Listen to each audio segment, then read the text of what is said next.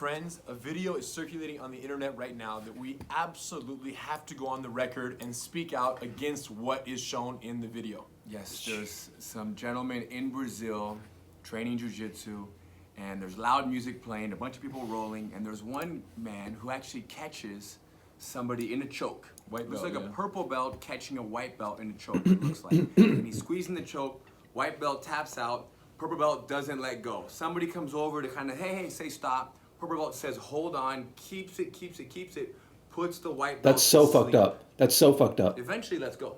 Yeah. Then what? Drag him around. I think They tried to wake him a little bit. They're messing with him. Yeah. People are rolling right next to him. And then they kind of, once he kind of wakes up, they pull him out of the way by his legs. And then the same training partner jumps back on top of him. Yeah. And then keeps rolling with him. Spins, catches him in an arm bar. Yeah. I think maybe one more submission. Yeah. But they just keep the roll going. I feel like they did this because they wanted to create this super intense training environment. No. Well, hazing process, right? They want to create a hazing feeling in a minute. So this is so tough. This is so great. That's so fucked up. That's not how you show that you're tough. That's not tough at all. Great. And there's nothing that is acceptable about this. Now, There's nothing tough about needing to basically sedate your opponents. we're going to speak about this situation from a much bigger picture and why this is such a concern for jiu-jitsu. What makes jiu-jitsu, particularly the Brazilian and the Gracie branches of it, so special is that we can practice at 100% intensity. Even across levels, even a black belt can train with a white belt, and you can train. It's not like with boxing. If you're practicing with 100% intensity, you're trying to knock out the other guy. Nope, not in jiu-jitsu. And there is levels to it, obviously. You want to operate at your level ideally, but you can operate at 100% capacity and really be in the mode of learning, no matter what level you're at, and not injure the other person.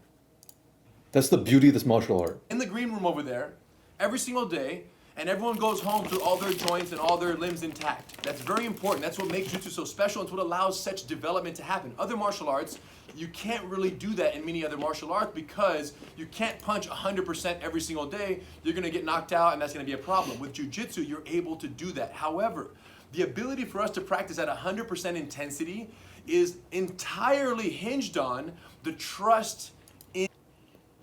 That's why I don't respect when Khabib was like, why'd you tap, Conor? Why'd you tap? Why don't you go to sleep? You brought all these people out here. That's shameful. Go to sleep. No. You don't go to sleep. You tap. This is a game. This is a martial arts. We're not out here trying to ruin people's lives. In the tap.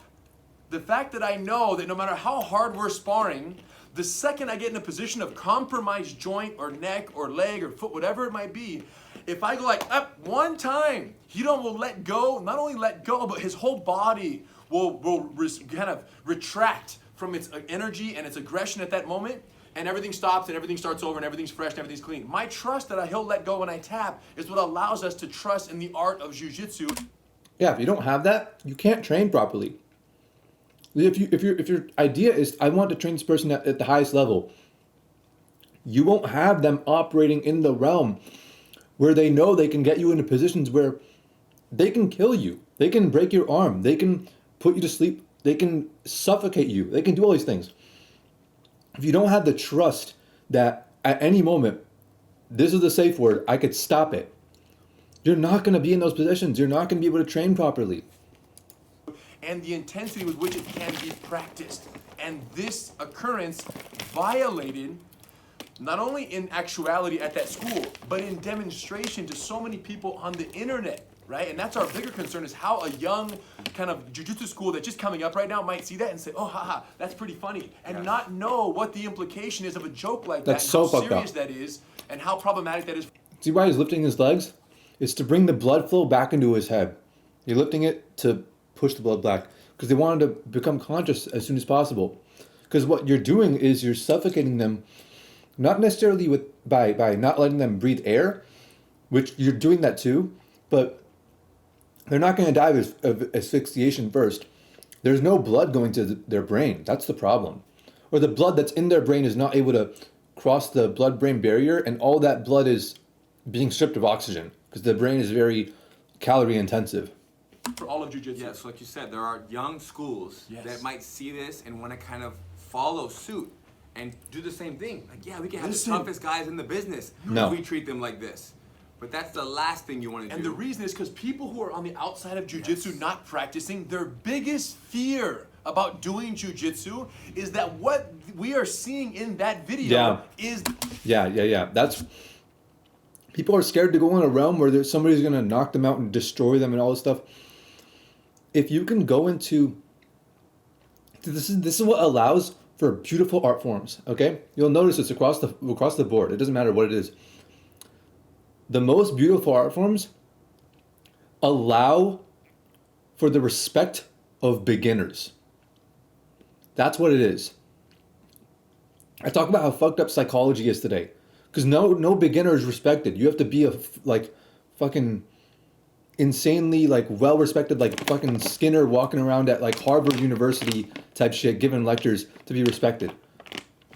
Otherwise they're like, oh yeah, this fucking random ass dude not doing anything, just acting like a fucking political person, figurehead or whatever, or just throwing out pills everywhere, just trying to make a fuck ton of money in psychiatry, or being a therapist for people when they don't even know what the fuck's going on, they don't even have their own lives fixed up. And encouraging people to have less, meaningful connection with other people across the board in society. So that way they feel like they need to have some connection with someone. And instead of doing it with their family, they have therapists because therapists are really not needed if you have a strong family. And doing all these fucked up things. And the reason why is because they don't respect the beginners or the field. The beginners are the students. And they're like, no. We have teachers, professionals, licensed, and then we have beginners. And if you don't follow our political ideologies, you get your license stripped away. That's pathetic. That's absolutely pathetic. In a field where they respect the beginners almost as much as they respect the professionals, like in the culinary arts, you look at MasterChef, right? Everyone in that show, it's not necessarily they call it MasterChef. It's home cooks. They don't get actual cooks. They get home cooks, people who work a construction job or whatever, can go in there, they can compete, and they can cook as good as possible. They show them more respect than they do professional chefs because they're holding them to the standard of someone who's not a pro, who's never spent time in a real kitchen, who doesn't know the pressure, being able to handle, be organized and all this stuff. They give them even more respect in that way. And then near the end of the competition, they really do push them like they would actual chefs, and they really do hold them to that high standard. They put them in these restaurants and say, hey, you can't fuck this up. You can't be making mistakes. They're at this level, top 8, top 4. You can't be making mistakes. That's why the culinary arts is so great. And in countries where you notice that the beginners are able to be taken under people's wings very easily, it's not so fucking corporate, it's not a job, it's not like fucking working at McDonald's. You have to, make sure you say the right things and look the right way. No, it's all about the art form. You can get an apprenticeship in Tokyo or whatever, working for some dude when you're 10, and he'll teach you how to make the best fucking whatever thing that they do, whatever discipline that they have. And by the time you're 25, you're a fucking master at it, and everyone respects you. You have tons of people, people are fucking, the YouTube channels are coming to your restaurant trying to make videos about how great of a chef you are and all this stuff. There's beauty in this art form, and the only places where this beauty truly exists are places where they have respect for the beginners, where the beginners can come and say, I want to get better, and the people will welcome them with open arms and say, okay, I'm not gonna try to haze you. I'm gonna show you respect. I'm gonna respect your intelligence. That's where this happens. The truth of what is happening in jiu-jitsu. Now, they're wrong about it. We've heard it so many times. Oh, I don't want to get choked out. I don't want to come in. I don't want to get beat up. I don't want to get twisted up against my will, right? And then they come in, and it's a completely different experience. You look at the games of real life. So many people. I was really weak. I was really skinny when I was a kid, and I still am, but I was a lot skinnier. I got a lot skinnier. I'm surprised there's a shadow right here. So I'm looking at my webcam. I'm surprised there's a shadow. Because before, you were not able to see anything. Before, it was literally, people described the way that I looked as a hanger. The same way you'd put clothes on a hanger, that's how it would look on me. But that's why it's crazy. Clothing has a whole new art form to me now. I never even imagined it that way. Because to me, I never looked good in clothes. It just looked like it was on a hanger still. And there's a much more important game than the game of martial arts or culinary arts or any of that stuff. I mean, depending on what time period you live in. But it's the game of being social. It's the game of socializing in school or whatever it may be, or getting educated and all this stuff. It's the game of being around a bunch of kids that are your age. Going into that game, going into middle school, dude, I didn't talk to anyone. I was such a fucking loner. Because I was so scared of what the consequences might be. I was such an amateur at this game. Everyone else had already been like, you know... Bro, people in my middle school, were all like smoking weed and doing all this shit. None of them were drinking. I don't know what it is about this area. I thought it was like this everywhere. Apparently drinking's a lot more accepted in the United States. But just in my area, drinking is like whatever. But everyone smokes weed. It's not even legal here. But it's just weird. And it was like, I was so behind. I was so like, man, I'm really not with it like that. I'm still, you know, going into 6th grade, still a virgin, still all this shit, right? And I felt terrible trying to play this game. I just wanted to retreat from that game. I never wanted to play. And I had to grow up and learn later on. But this would really hold people back from getting into martial arts, is thinking that, like, it's scary to be a beginner. 100% trust, respect. Yes. Even though my life is in your hands, I'm 100% safe and you're protecting my body. So students who come in now in well-run schools are shocked by the level of protection, respect, integrity, and honor on the mat. But that video demonstrates the exact behaviors that they fear. 100% is what is stopping people from coming into jiu-jitsu. And the reason why we're so enthusiastically speaking out against this is because beyond being school owners and people and teachers of jiu-jitsu here at a school in Southern California and having certified training centers, we feel like in many ways we're ambassadors for jiu-jitsu for the whole world. Are these guys like GracieBreakdown, but are they part of the family, or are they a part of, what's it called? Because I don't recognize these guys. They might just be martial artists who, you know, study the Gracie way. Right? Our goal, I don't care what school someone ends up at, I just care that someone who's on the couch ends up at a jiu-jitsu school rather than spending the rest of their life on a couch. Yeah. Even if that means they watch a GracieBreakdown and they end up at a school that has nothing to do with us or our certified training centers. And for people who are working so hard to get people in the jiu-jitsu family, videos like this are disastrously counterproductive in and towards our efforts for so many years. And now there's been lots of resistance and blowback to this video where the Brazilian Jiu-Jitsu community is against of course. And I don't So even we're think, not the only yes. ones. It's not just Gracie University that says this is unacceptable. All of Jiu-Jitsu all around is seeing this and saying, no way, this should never happen. And, yeah. So this message, we have to continue to share this message and really stand strong. This is never acceptable.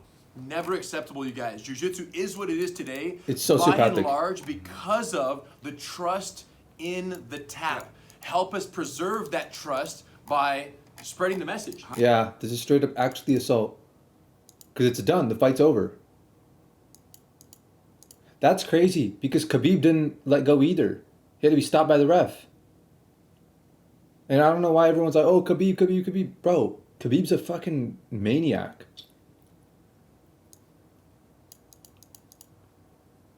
Students, but it's an insurance legal nightmare. I didn't release a partner after they tapped, to immediately be kicked out and banned from training. Yeah, they're helpless. They're literally helpless.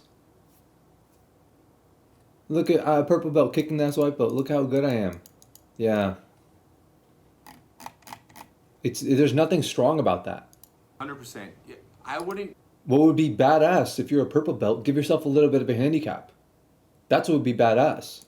Practice jiu-jitsu anymore. I would quit. Yes. If I couldn't trust my training partners here. Well, not only that, and people who come in the jiu-jitsu in Gracie University here and train, the second there's even an inkling of consideration or possibility that they don't respect the tap and they don't respect the tap when they're sparring with other people on the mat, if we hear about that, the first time it happens, it's a talk. The second time it happens, you're out of here. You're never existing again in the school. So that's the way it should be run. But for a video to be published where this is not only happening at the school, but it's done and promoted as something that is to be celebrated. Yeah, we couldn't be more concerned about. It's pathetic.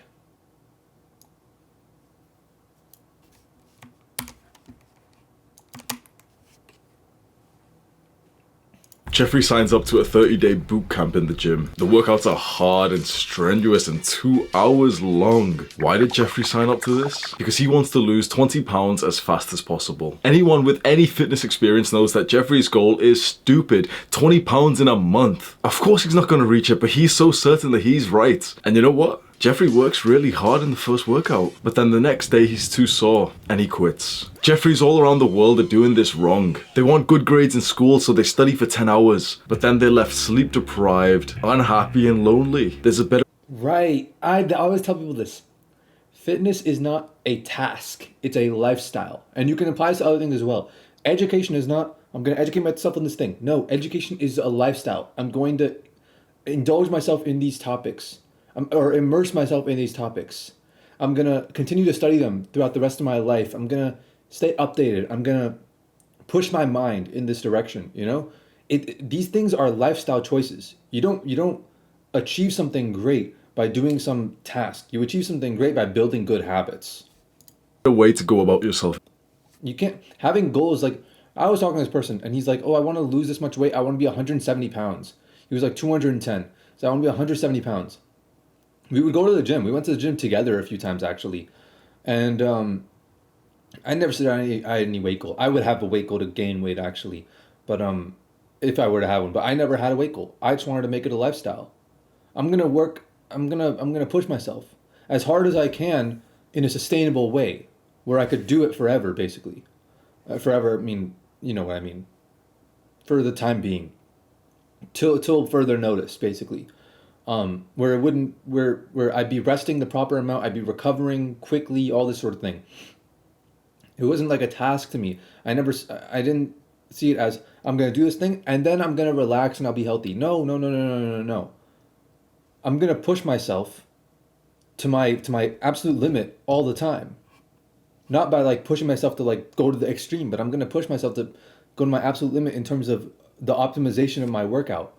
So I'm going to push myself to work out and then be done at 80%, max capacity, and then rest and recover. I'm going to rest and recover really hard too.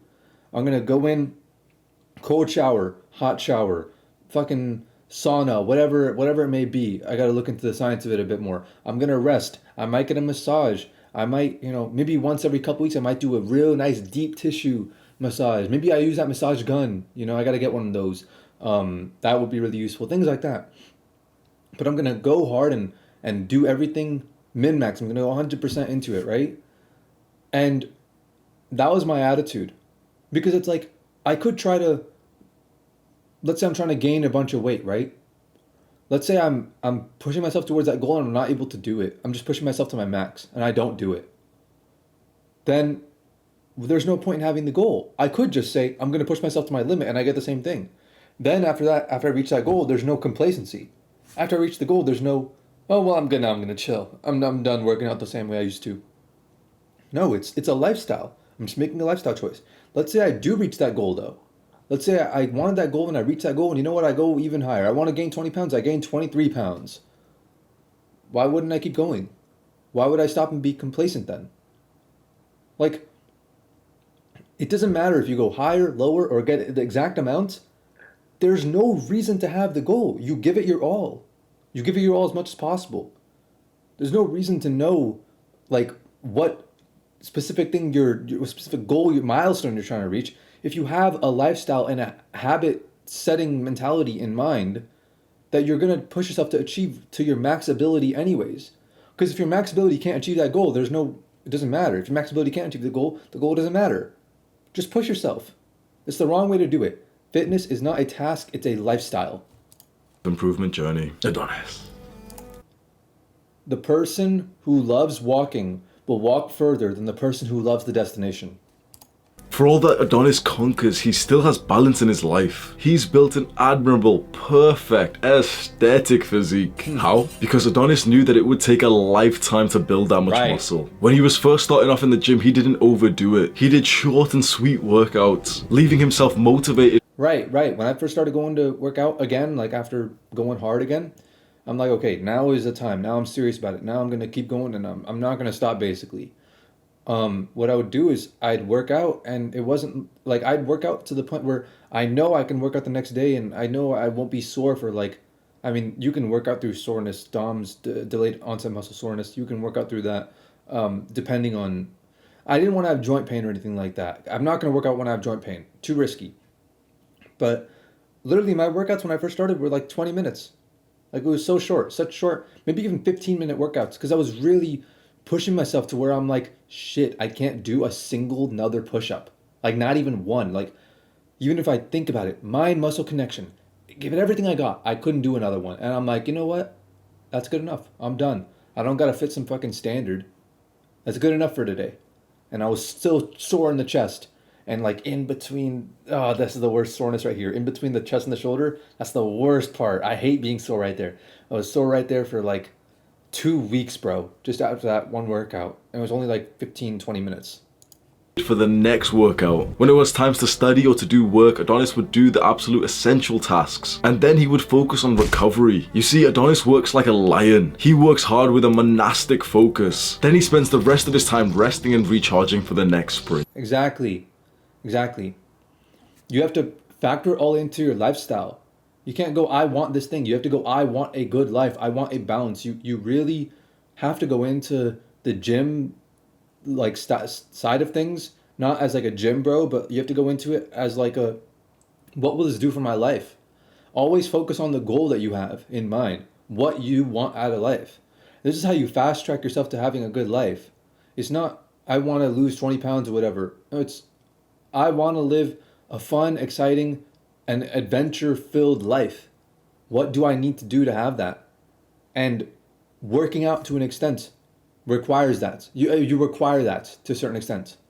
You don't got to go insane with it, but you require, if you want to live a life of adventure, you can't live a sedentary lifestyle. It's that simple. A sedentary lifestyle is not a life of adventure. Not only does Adonis accomplish a lot from this, he gets a lot of enjoyment from it too. If you've struggled with your self-improvement... Right, and people tell me, like, everybody would tell me, like, I go to the gym and be like, bro, you got to do these workouts. I'm like, bro, I'm not interested. I found a workout routine that I like for myself, and I'm not interested in hearing all this other advice, you know? I get my advice occasionally from YouTube if I feel like I need to do something different, but really I go to the gym, I know how everything works at the gym, I studied well enough on all the equipment to know the proper form for injury prevention and all that stuff, and I just do what I enjoy. You know what I really enjoy? I really enjoy pull-ups. They're my favorite workout ever. It's so fun. I feel like such a boss when I'm lifting myself up like something that most people can't even do one of. I'm doing it and I do like 15 and I'm like, man, I'm a god, dude. I'm flying. I'm literally flying. I'm able to do something that's like insane. It feels crazy to me that I could do this. It's so fun. I love doing pull-ups.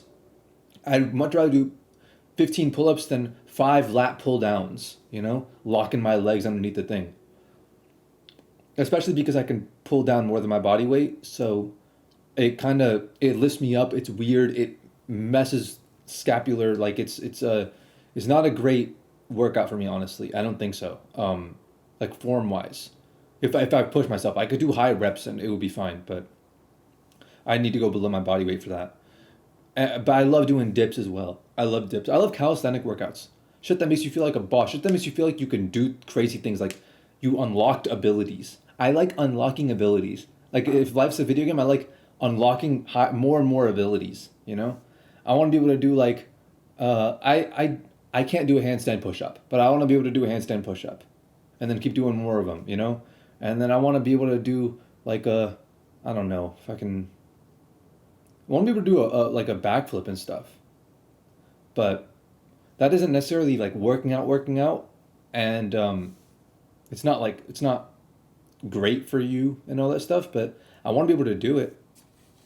improvements, or you have Jeffrey friends who you've tried. So yeah, I go to the gym and I consistently go to the gym and I stay at the gym. Not like I stay at the gym because I enjoy it. Because when I'm at the gym, I'm laughing, I'm smiling, I'm working out, I'm pushing myself, my arms are weak and they're like my arms are like they have that pump, you know, the feeling. That's what's going on. And all of a sudden, like I see a heavy bag and I'm like, fuck it. And I start hitting the heavy bag and they feel like my arms are like, they feel like they're bleeding internally, bro, everywhere across the board. And I'm like, man, this is great. This is amazing. And I'm listening to some good music and I'm laughing and I pick up the dumbbells and I start punching with dumbbells in my hands with like 5 or 10 pound dumbbells. And I'm like dancing, running around. I grab like a medicine ball. I start throwing it in the air and catching it. Like I'm having fun in the gym. I'm having fun. I'm pushing myself. I'm getting the pump. It might, some of the things I do might be a little risky, but I mean, I don't condone it for anyone else. I would never recommend it for anyone else, but I have fun. And that's what keeps me going to the gym. To get onto self-improvement. This is probably the biggest reason why you or they were able to get consistent. You do too much when you first start off. Because you've lived like a Jeffrey for so long, when you're finally motivated to take action, to go to the gym and do some homework. And yeah, I try to ease people into it. I was talking to Nair about like getting him to quit smoking weed. I was like, hey bro, you smoke like 3 times a day. Let's just smoke 3 times a day today. Sure, do it. He hits the grav bong 3 times a day. I'm like, but you know what? Tomorrow, sure, go for it again. But the day after that, just smoke 2 times. Can you do that? And he's like, yeah, bro, I'm going to quit altogether. And I'm like, no, you don't have to. You don't have to. He's like, no, I'll do it. I'll quit. I'm just going to quit. Stop. I'm just going to quit smoking. I'm like, you don't have to, bro. Just smoke 2 times. And then the next day, smoke 2 times. And then the next day, maybe just smoke once. And then the next day, you know what? I'm not feeling good. I'll smoke 2 times. And the next day, smoke once. And then keep it at 1. And do that for the next 3 days. And then after that, only once, smoke once every other day. And then smoke once a week for 2 weeks. And then you're done. And then you quit and you don't do it again. And he's like, no, I'm going to quit altogether. And the next day, no, like 2 days later, he said, I quit altogether. I didn't smoke today. And I'm like, cool. 2 days later, he's hitting the thing and he's like, bro, I'm so fucking high. And I'm like, I thought you said you were done. He's like, I know, but it's Friday. And you know, this is the thing. Didn't ease out of it. I told him I knew it wasn't going to work. I knew it wouldn't work. If he wanted me to hold him accountable, I could have held him accountable. He could have contacted me and he could have said, yo, I feel like smoking again. Talk me out of it. I would have talked him out of it. But he didn't. He wanted to do it himself. He didn't take my advice. You have this level of guilt, pressure, and shame to catch up on the work that you didn't do when you were younger. That means it's shocking to me how it's like somebody who's done these things before, you don't want to take their advice. that when you're about to do work, you make yourself do too much. Instead, we want to benefit from what's called the compound effect. We want to get the ball rolling easily so that we... And this is where, this is how you live life. It's habits. You build habits. Continue for the long term. Just make sure that you're going in the right direction and then make it as fun and sustainable as possible. But Hamza, isn't it better for me to do a 12-hour workday today? But I want to lose 20 pounds. Shut up, bro. Dumbass. I'm gonna break my fucking camera and I'm gonna send you an invoice, bro. The overwhelming majority of people set these stupid as fuck goals. They want to lose so much weight straight away. That's why they never make enough progress. You have started going to the gym and you...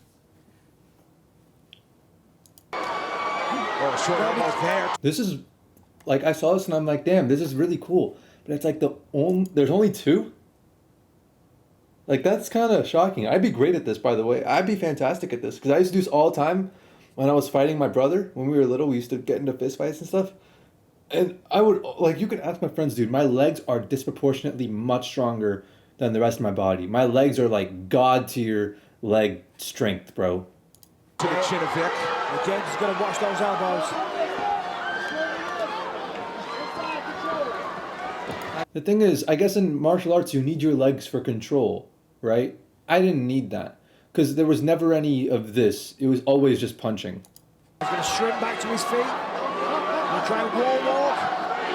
Looks like a cut on the bridge of the nose of James Vick from that short elbow there. Yeah, in this position, up kicks, bro. No, this is not this. James was close to getting back to his feet there, but Nico just threw him back down. He's doing the right thing though. He's trying to plant, post on one arm, and get back, and there it is. Good Yeah, that's brutal. job. Quick to his feet, but look at that pressure from Nico Price as he goes for another takedown. But Vic's gonna end up on top. Big mistake. Nice balance and a good reverse. Oh, Wow, look at that reach. Wow! With those long arms to work. He's gonna throw the legs to the side. Ooh. James Vick, I think he's out from the bottom again. Wake up, Price! You never know how he's gonna do it. Right there in front of us, he's unconscious still. Man! Wow! As I said before, so creative and inventive from any angle he will attack. That's brutal. But like, I feel like I could do this, bro. I can't do any of this other stuff in martial arts, but I feel like I could do this.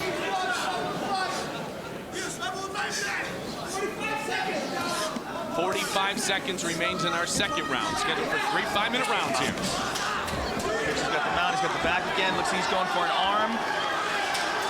Can Fitch finish it here? No! Alves is out! Great job by Thiago! A big kick. A big kick from the bottom by Alves. This will do it! It is all! Wow! I feel like this is a classic. Yeah, this is a classic younger sibling move. This is a move that everyone has performed if they have an older sibling. Facts, bro. Facts. I was literally just talking about that. Yeah, sledgehammer, bro. Yeah, Mouthpiece did a good job. This is the younger sibling kick. That's what this should be called. This is the younger brother kick. The little brother kick.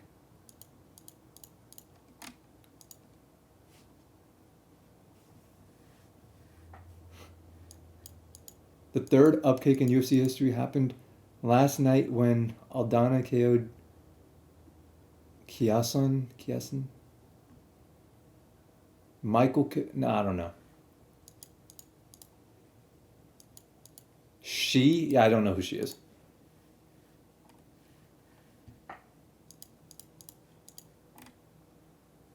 Nobody else mentioned the younger sibling thing. I have no fighting experience of any kind. I always wondered why this didn't happen more often. During kid fights, when I was trying to sit on someone lying on his back, I could never break through his leg guard. Exactly, bro. Huh.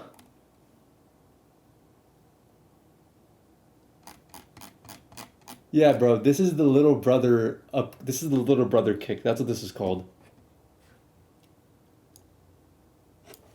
And I am surprised that there's only two.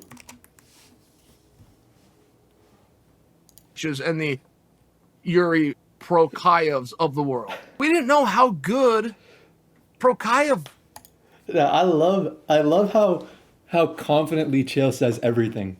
Like everything, bro. Like, yeah, I'm the American gangster. I rob banks. Is. And I'm familiar with Jiří because I'm good friends with King Mo. I remember seeing Procházka back then, and to use Clayton's words, he's a problem. Ryan, help me out. Procházka, Jiří or Jury? We're going to have to find that one out. 205 pounds. Procházka? Is it Procházka? I have a guy who's 28 who believes he's young. Prochazka. Provider. You're not young. 28 is not young. Yo. You are old. Somebody needs to get a hold of Prochazka here and tell him, 20, you're not a young man. Better. Prochazka. It's not going to be long until people don't want John. Yo, this dude is like he's like heard his name one time, and he's just saying these words like with complete confidence, not even trying to correct himself.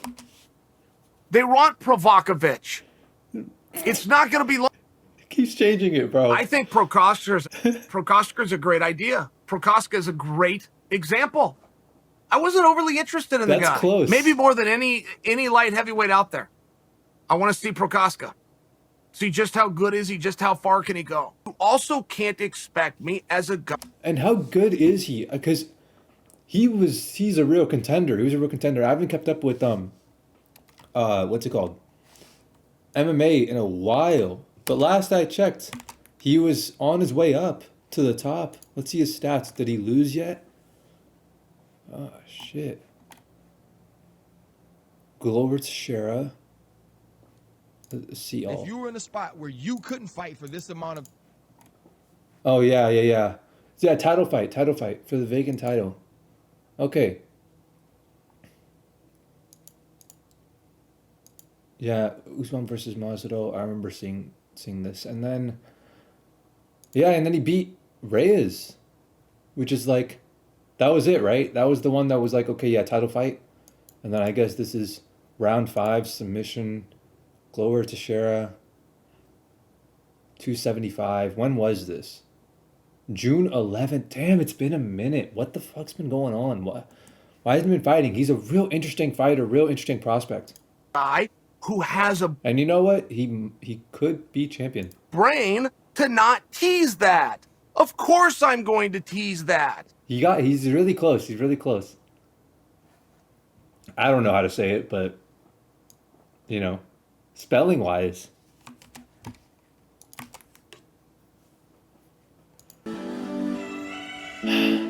Dude, this is fucking... Dude, what? But not clickbait. That's great, dude. Yo, this is actually hilarious. Cause like, there's so many of these, by the way. There's so many of these. I literally have these like, bro. It's, let me go on here. Content.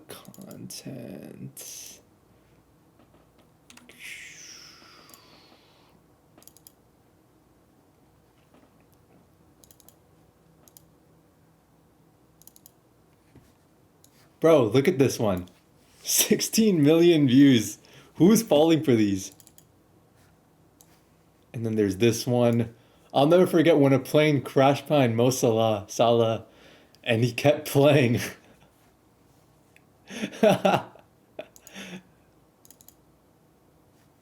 Clickbait thumbnails on football videos are too funny.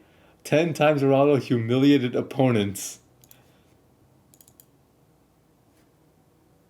Dude, yeah, how are they able to get away with this? How are they able to get away with this clickbait, bro? He's an alien. Yeah, okay, that's why this is... Oh, man, I wish I had thought of this idea. Just making this using VFX to make this real.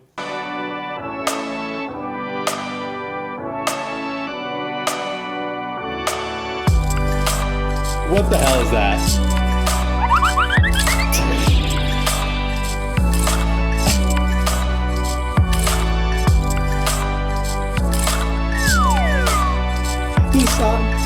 The sound effects.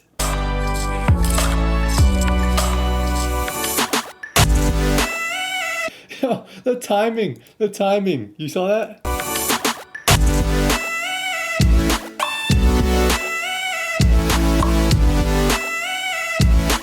Dude, there's no way.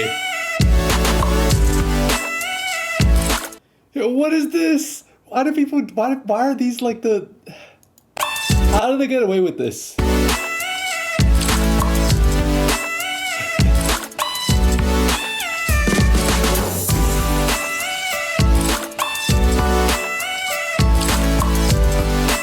This is gonna be it. This is an easy one to do. Hey, bro, watch your jet. Watch your jet, bro. Watch your jet.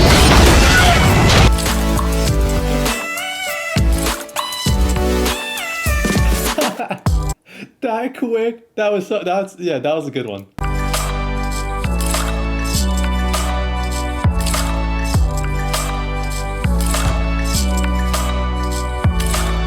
Another one of these.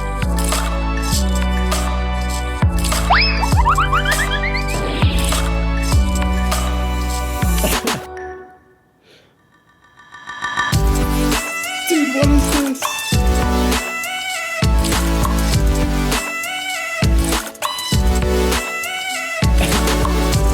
That's hella smoke.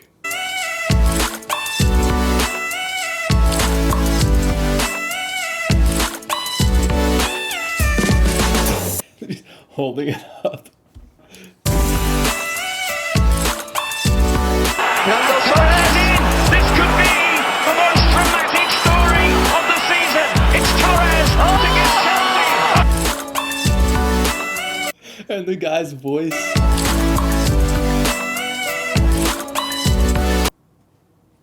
Man, that's great. What a great video.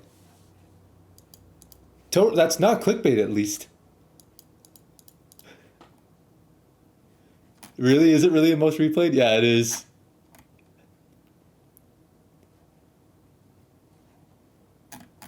Man. See, I really appreciate when creators don't clickbait me. I really appreciate that. Thank you for that, by the way.